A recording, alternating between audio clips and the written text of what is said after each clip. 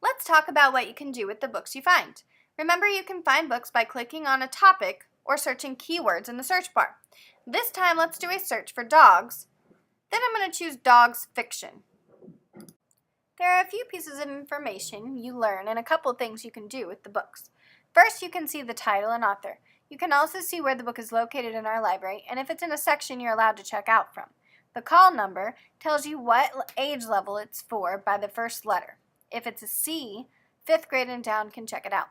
If the first letter is an F, then 5th grade can check it out with permission slip, but 4th and down can't check it out.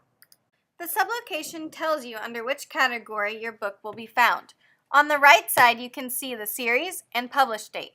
My favorite pieces of information are the reading level and interest level. The reading level, 3.7, would mean a good average reading level for the book is someone in 3rd grade. The interest level means that kindergarten through 3rd grade would probably be interested in this book. You can use interest and reading levels to help you pick books that are right for you. But be careful, you might be ready for a book a little older than you or still like books a little younger than the grade listed. You also have the ability to put a book on hold. This will mean the book will be set aside and reserved for you to pick up in the library. If you've run across a book you've already read, you can add it to your favorites. If we move over to the right, you can see something that says Add to Collection. If you click on this, it will let you add a book to a list you've created.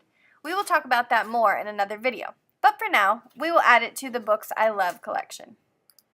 Now let's click on the book. Now we can also read the description of the book and see if it sounds interesting.